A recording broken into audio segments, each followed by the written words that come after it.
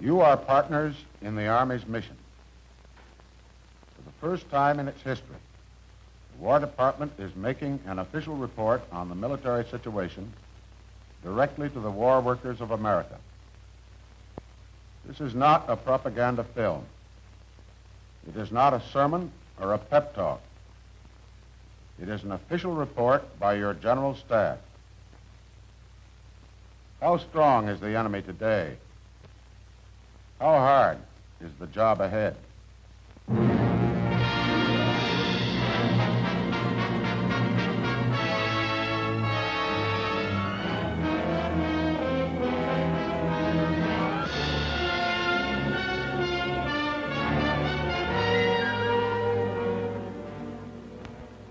On September 12, 1943, at 2 o'clock of a Sunday afternoon, in an isolated spot in the mountains of eastern Italy known as the Gran Sasso, there suddenly appeared a group of German paratroopers, picked men of the Gestapo, elite guards of the SS.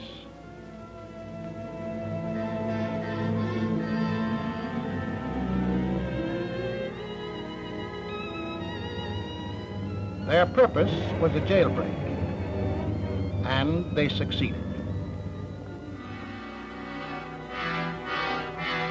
This is a German film of their own exploit. Duce, conqueror of Ethiopian natives,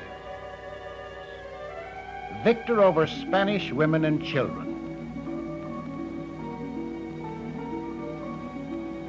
Hitler had to rescue Mussolini to save his own face, to bolster up Nazi prestige in conquered Europe. For years, the peace of Europe trembled when this sawdust Caesar landed.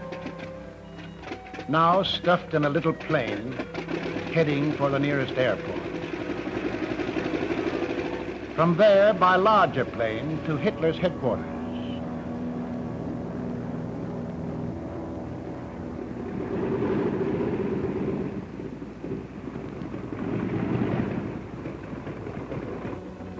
As Adolf reached the Duce, he must see his own future in this broken, haunted man. But who will rescue Hitler when his turn comes? That's Vittorio Mussolini, his son, tagging along.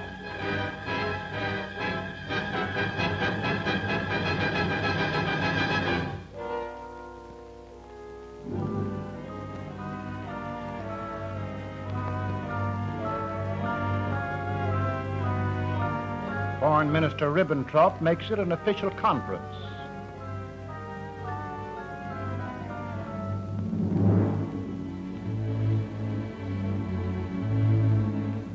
In,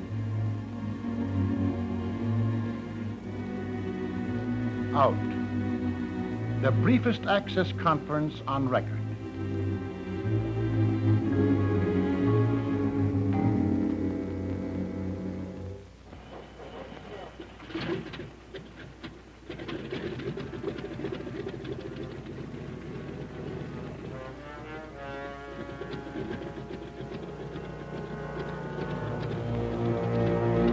The first fascist, the weakest Axis partner, is gone.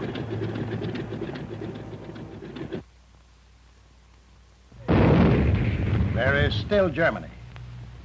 There is still Japan. They don't consider themselves beaten. Why? How strong are they? First, Japan, an old hand of aggression. Korea, Manchuria, China. And then they struck at us.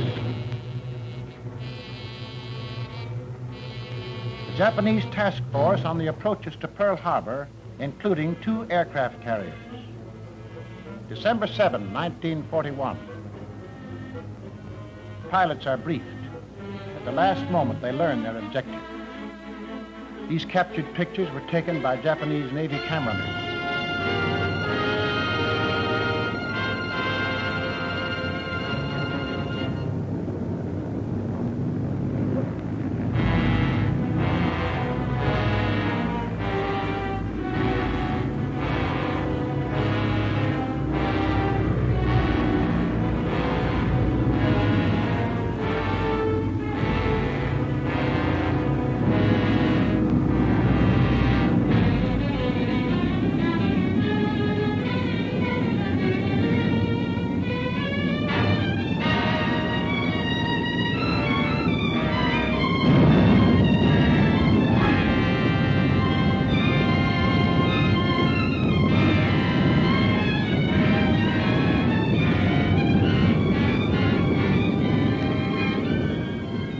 For English-speaking Asia, they put on English headlines.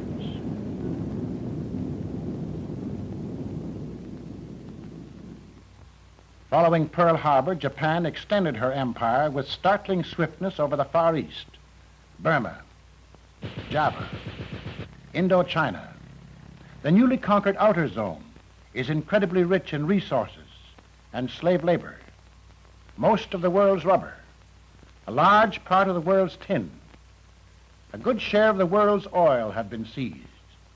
Japan, Manchuria, North China are the inner zone. Self-sufficient in basic industrial needs, power, iron, coal. Japan's food supply is ample. She grows enough rice to meet her needs, and a surplus comes from Manchuria. Soybeans, potatoes, and fish are plentiful. Strongest of Japanese resources is manpower, at home and in conquered lands. In 1931, when she began the rape of China, Japan alone had a population of 75 million, with 1.5 million men under arms and 3 million producing weapons. Today, the armed forces have doubled. The war workers have tripled. Now the Japanese dominate a subject population of 385 million, hard-working, cheap labor that can be used in war production.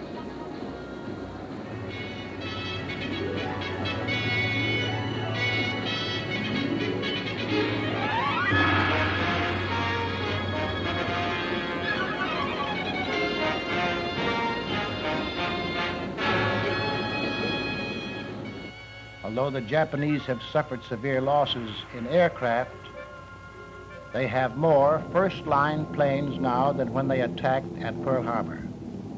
Faster, better armed, more maneuverable. Japan's greatest military strength is her strategic position.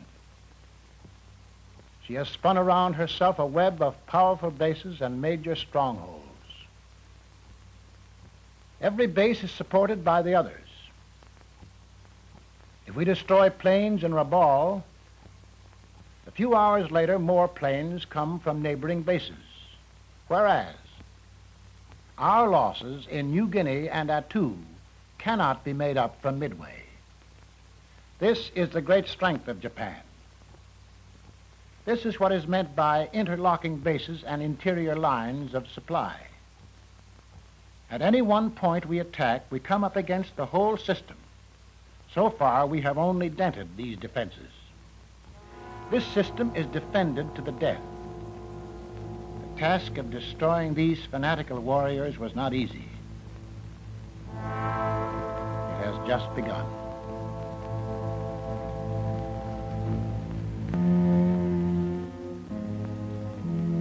The destruction of Germany is further along. The myth of the German army's invincibility is forever shattered.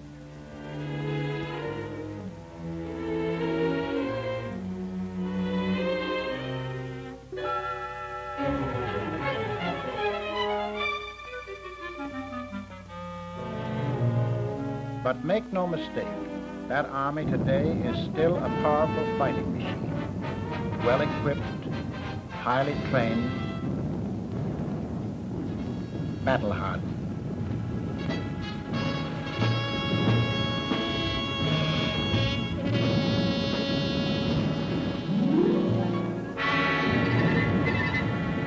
Germany has 3 times the combat divisions it had at the beginning of the war. Each division comprises 15,000 men.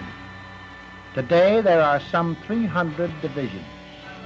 You have heard how the Germans lost about 25 divisions at Stalingrad, Tunisia, and Sicily, and more on the Dnieper and the Crimean front. Army intelligence reports that the Germans have meanwhile created or reformed 60 new divisions.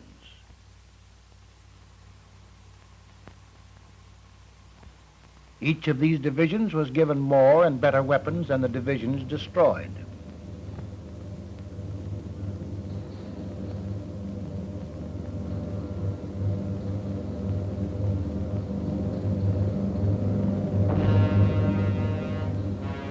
All this equipment was produced by increasing the number of war workers 50%, largely imported foreign labor. This does not include the millions in conquered countries who have to work, like it or not, for their Nazi master. Some quislings like it. Here is a labor rally, Nazi style. Nazi stooges hire dictator of labor Robert Ley. They have come from 19 European countries to receive their orders. They will go back to try to offset American production.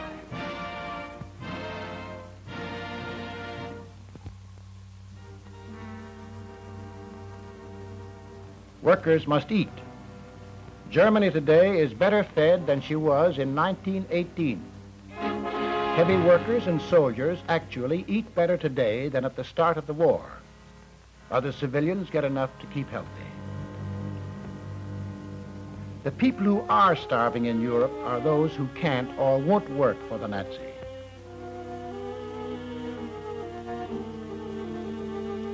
The natural wealth of Europe is being looted. Germany suffers no dangerous shortages in any basic war material, whether coal, steel, oil, or rubber. With Nazi ruthlessness and German thoroughness, Europe has been made into an arsenal of fascism.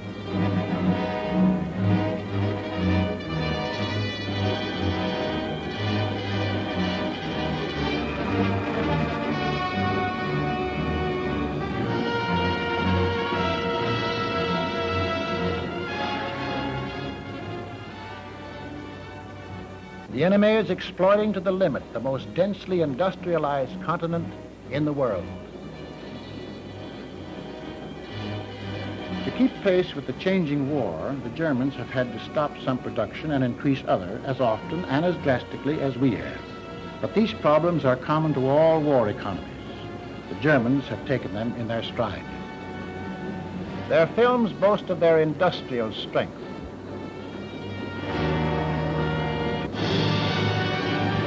They are making good their boast.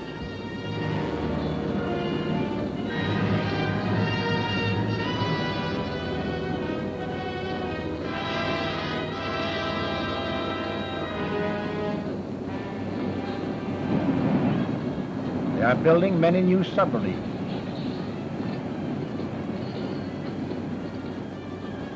They are increasing their locomotive production.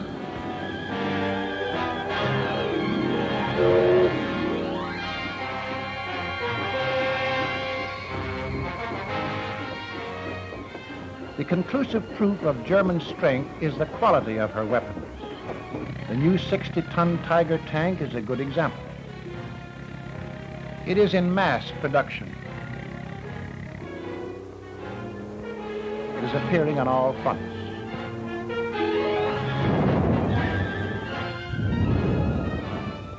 Plane production is up.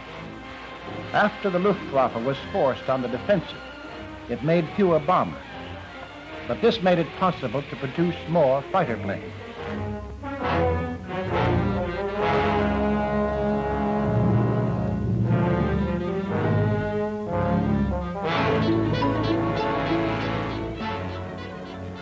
Deadly Focke-Wulfs, deadly Messerschmitts. Every new model is better than the last.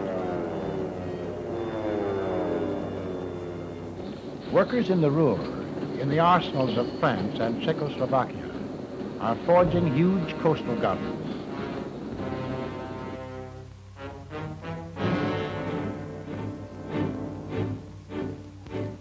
Slave labor builds their emplacements, gigantic concrete structures. It is ironical to see the experts of lightning warfare feverishly building a Maginot Line. The masters of the Blitzkrieg worry about the coming Allied Blitz.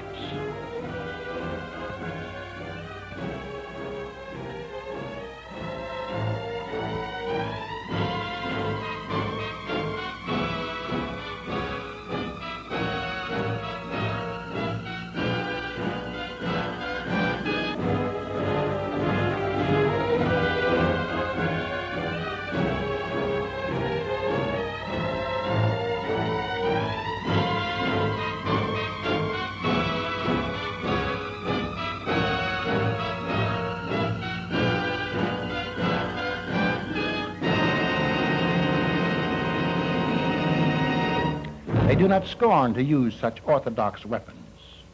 On the other hand, they know the need for mobility and firepower.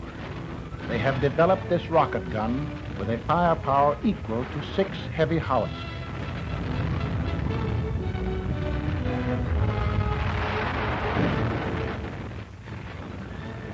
Its barrage is devastating.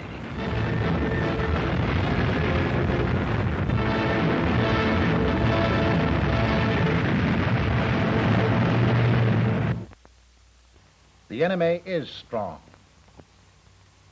but your army is determined to accomplish its mission. This report is concerned with what it takes to get at the enemy and to destroy him. This is the attack on Rendova, a small operation on one front, only one of 10 fronts we are supporting at the ends of 56,000 miles of supply lines, which must be protected by our Navy.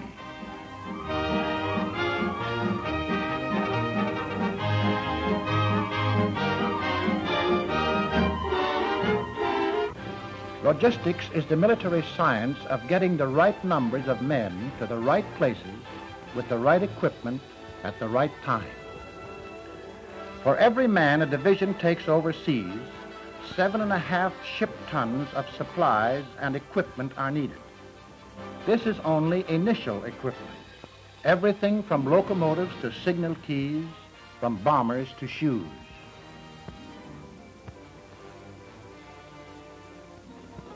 Over 700,000 different kinds of items for the infantry, for the artillery, for the many specialized branches of the Army.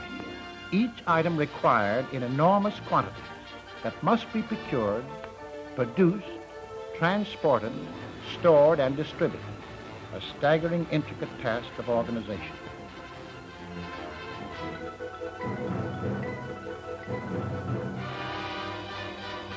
For specific operations, more of certain items are needed.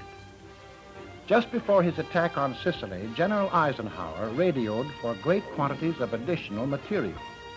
Waterproofing kits for trucks and tanks, tons of asbestos grease, more ducts, more communications and signal equipment, more radio sets, walkie-talkies, telephone switchboards, mine detectors, miles of new wire, new engineering items for building piers, roads, bridges, airdromes, railroads, for opening up damaged ports. Back from a mission, its landing gear damaged. This item of initial equipment must be made good. The Army word is replacement. Replacement in Asan, replacement in Sicily. This tank in the Volturno River must be replaced. So must 6 out of every 10 rifles every year, and 8 out of 10 machine guns.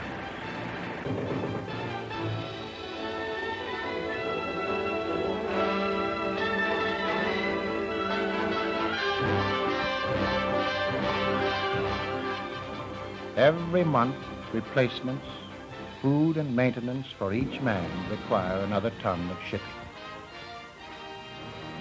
For 500,000 men, this means 500,000 tons, 50 Liberty ships a month. Miles of storage space.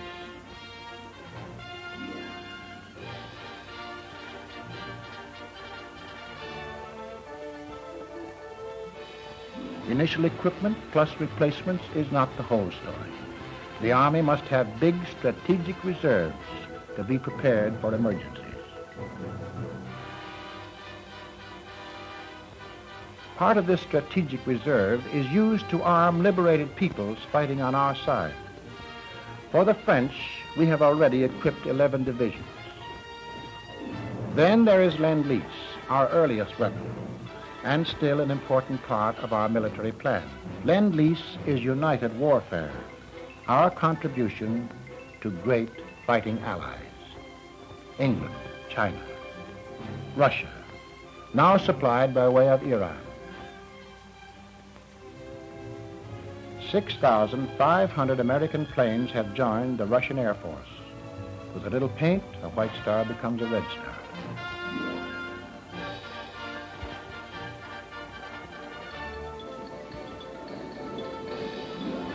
Finally, a considerable part of our production is always in motion to the front.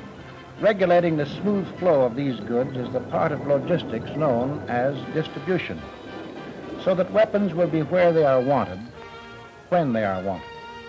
The pipeline of distribution must be full and flowing, even under fire. It's a never-ending battle.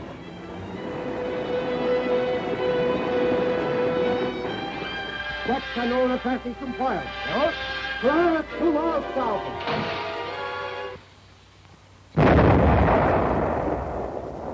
We still lose ships and their precious cargoes. But on all seas, the Navy is winning great logistical campaigns.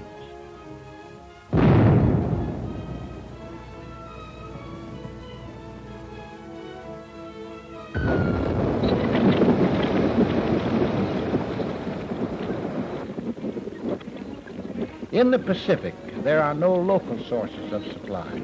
There are few ports. So supplies have to be unloaded across the beach. The men must battle jungle conditions, heat, rain, and malaria to move in supply dumps. Defend the beachheads and advance their positions. While engineers behind the lines build the ports, the roads, the bases that are the springboards for heavier offensives. In face of these supply difficulties, the Army has often turned to its air arm for a solution. But though heroic feats have been performed, big offensives cannot be sustained by air supply alone.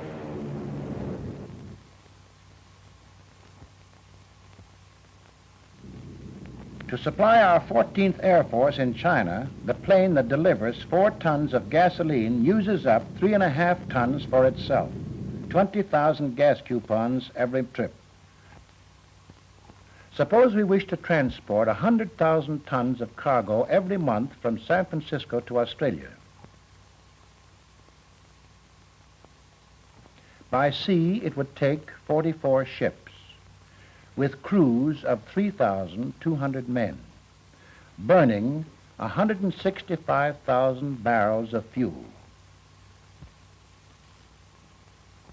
By air, the same job would take over 10,000 four-engine transports, with crews of 120,000 men. They would use up about 9 million barrels of gasoline fuel, which must be supplied en route by tankers, 85 tankers, 41 more bottoms than are needed for ship supply alone. Air supply must be tied to surface supply. There is no permanent substitute for the combination of ship, railroad, and truck.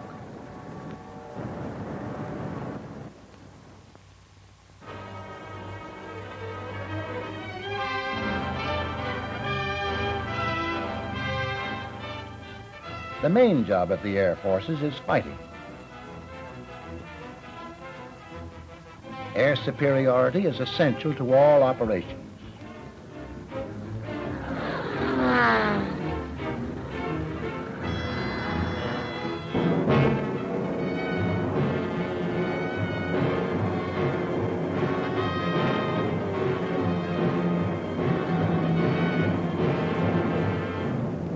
Air support of ground fighting is the job of the Tactical Air Force.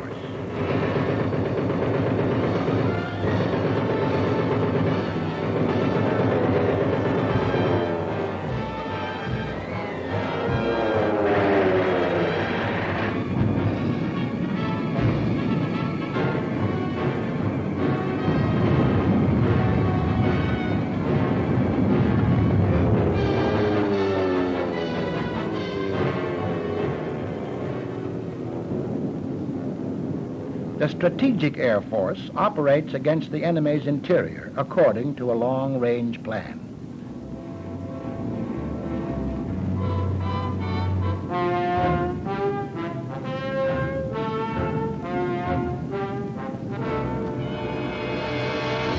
Strategic bombing is aimed at the heart of the enemy, laying waste his factories, attacking his morale. From England, our 8th Air Force is bombing Germany systematically. But we will never have enough planes and bombs to wipe out so big an industrial nation. However, by carefully selecting key points, we can cut down German war production.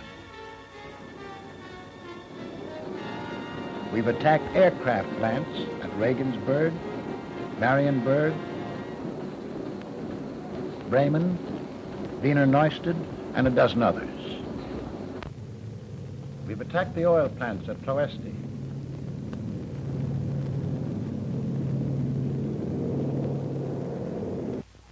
We also smashed such vital, though little-known industrial bottlenecks as the ball bearing plants at Schweinfurt. We lost 60 heavy bombers. They lost half an industry for months.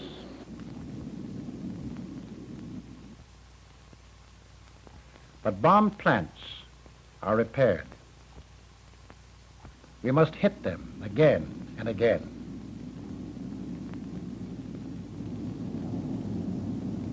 We and our allies have already dropped over 1 million tons of bombs on Nazi Europe. We need millions of tons more, billions of bullets, thousands of planes. Strategic bombing means a sustained, constantly increasing effort, not only against her industries, but also against her defenses.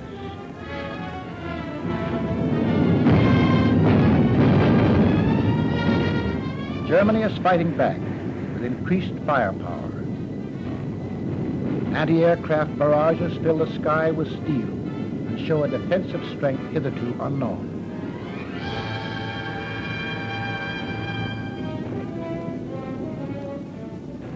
From Nazi flak boats, signals are sent over an intricate warning system, clearing through elaborate plotting roads.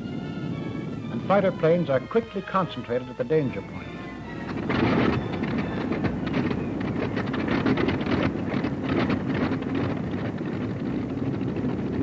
Our gunners face vicious opposition.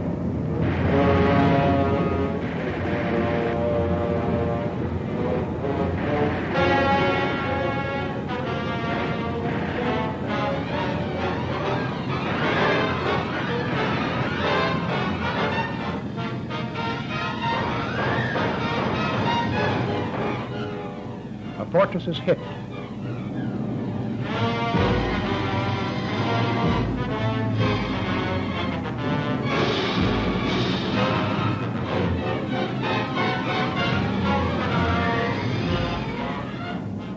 Another of our planes will not return. In the outskirts of Berlin is this graveyard of smashed American bombers. We must replace this equipment. These men can never be replaced.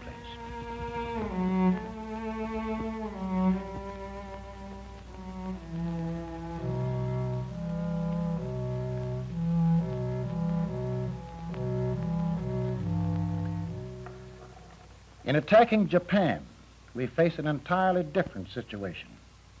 Our air bases closest to Japan are far from home and far from Japan.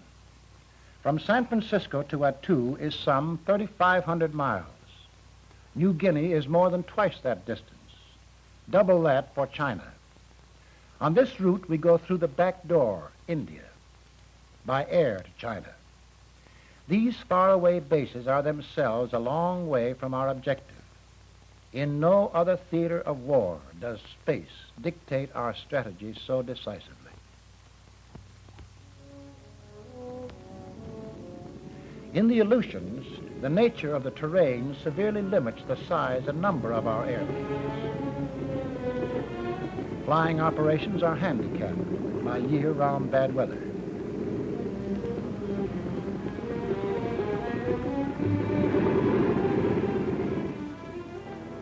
Planes designed for strategic bombing could be used only for small raids.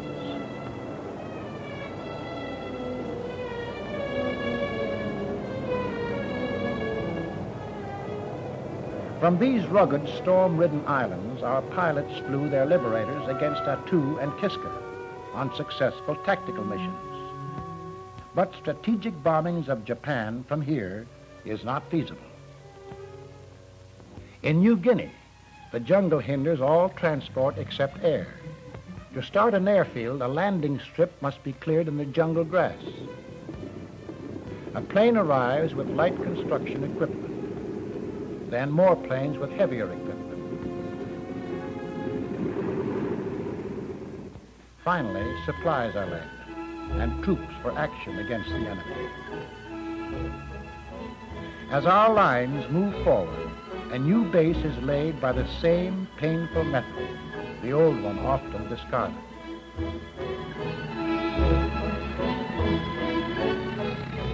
In this slow advance, we capture larger bases. Only then can we make punishing raids, such as this one. Destination, Wewak.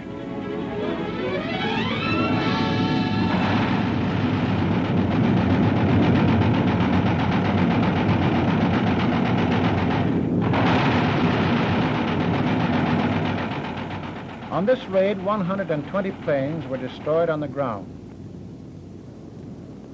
Some Zeros managed to take off against us, but they might as well have stayed on the ground.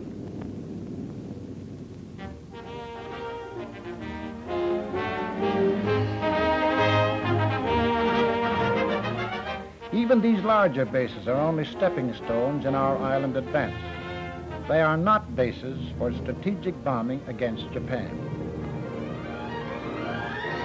Our bases nearest to Japan are in China.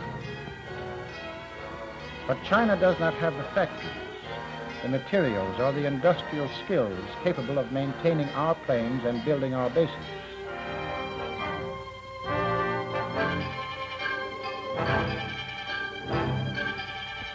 Engineers, equipment, and supplies must come from America. 13,000 miles by sea to Calcutta. Thence overland to eastern India through 500 miles of primitive country. No modern roads, few railroads, a country scourged by malaria. On the last leg of the journey, everything must be flown into China through the 17,000-foot passes of the Himalayas, the most treacherous skyways in the world. Gas, oil, munitions, spare parts, all must come by air. This supply line cannot sustain large-scale fighting.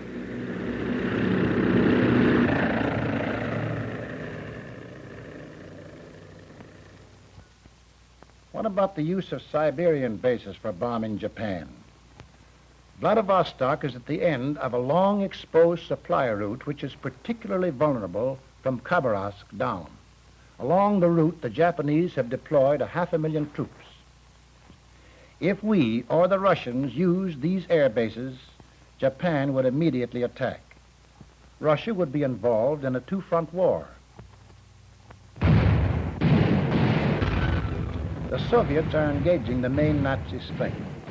A two-front war for Russia would ease the pressure on the worried Nazis and endanger American plans for coming operations.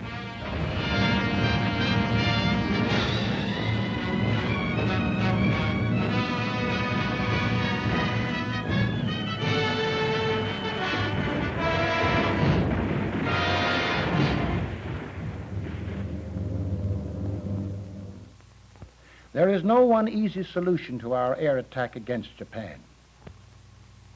In Europe, the maximum range for efficient heavy bombing is about 600 miles. Even if all the planes used against Germany were suddenly available in China, the fundamental problems would remain: bases, supply, and greater range in aircraft. Even the new super bomber, B-29, can't solve all the problems.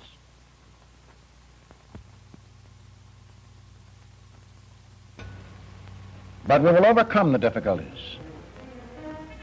The difficulties of logistics, the difficulties of establishing air bases. We are softening up the enemy by air attack to pave the way for the final assault. But for our ground forces to meet the enemy, they must cross large bodies of water and take the enemy's beaches, whether in the Solomons or on the fortified coast of Europe. Amphibious assault bridges the gap between our bases and enemy shores. It takes a lot of logistical preparation.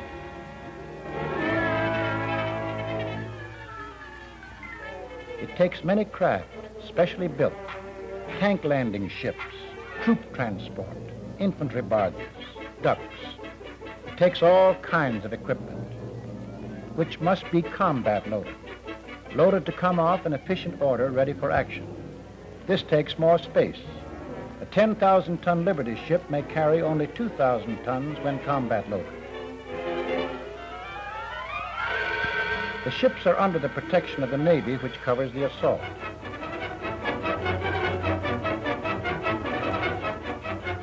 We've made landings in many parts of the world: Oran, Licata, Brandova, Munda, Salerno, Bougainville.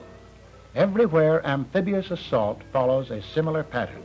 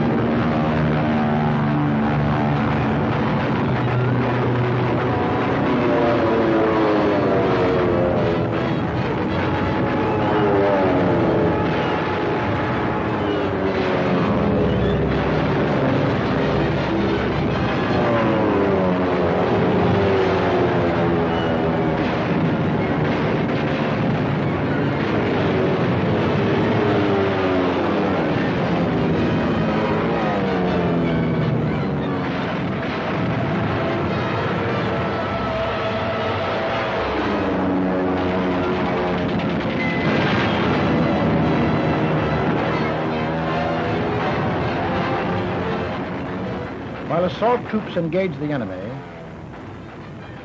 engineers prepare the way for heavy equipment, removing landmines, laying mats for wheeled vehicles. Where sandbars blocked the way, as at Licata, pontons were assembled to serve as temporary docks. Heavy equipment is needed at Salerno, equally needed in Randova. All kinds, all places, scores of jeeps, trucks, guns, armored cars, bulldozers.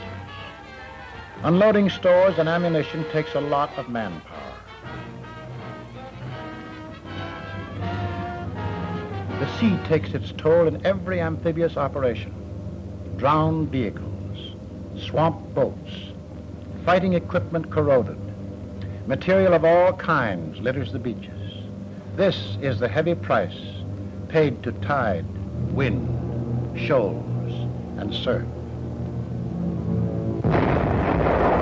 This is the price paid to the enemy.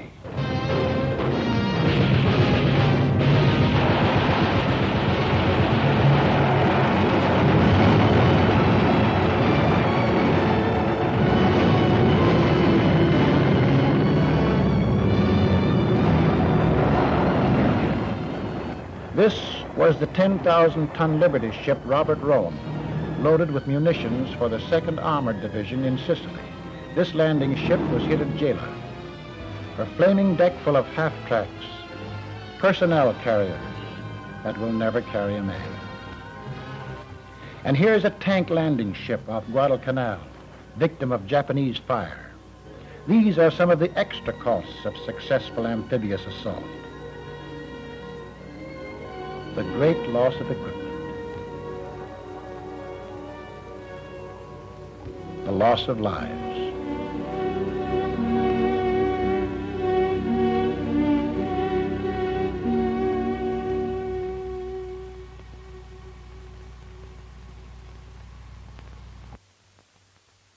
As Undersecretary of War, my job is the same as yours, getting out the stuff. I am glad that the General Staff has made this report, because it tells us not only what we have to do, but why we have to do it. Japan is determined. Germany is powerful. We must match that strength, and we must do more. Sicily serves as an example of what it will take. In preparation for the attack on Sicily, vast stores of supplies were built up for 6 months. Our air forces made 50,000 sorties over Sicily. The initial assault used 3,200 vessels. Facing our troops were 15 and a half divisions. There were 12 unwilling Italian divisions and 3 and a half German divisions. Allied casualties in Sicily were 31,000 killed, wounded, and missing. The size of the job ahead becomes clear when we realize that Sicily was only an outpost. Ahead are the heavily fortified coastlines of Axis Europe, the powerful industry behind them,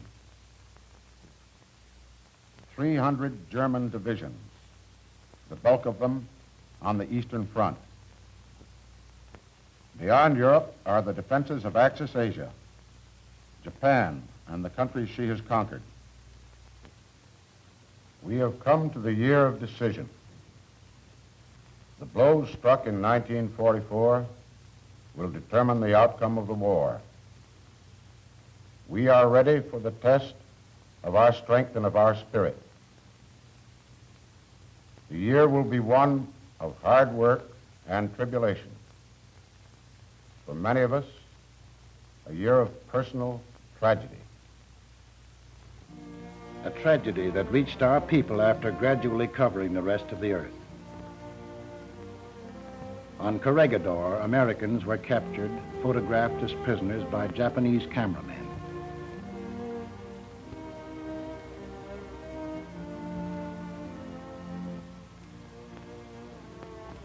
Other Americans and Filipinos paid an even higher price.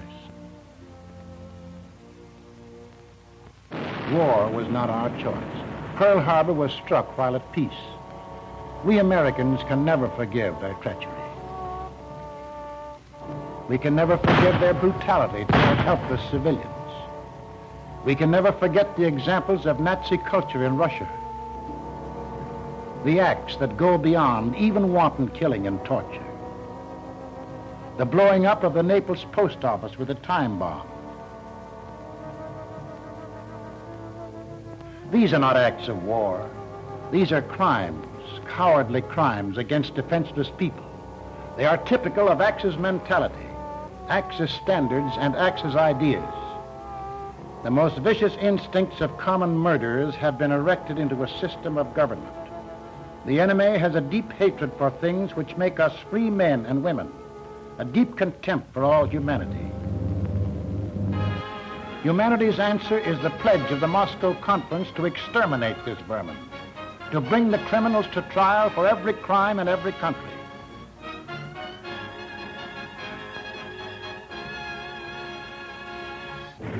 The People's Armies of the United Nations have pledged their lives to the unconditional defeat of the Axis aggressors.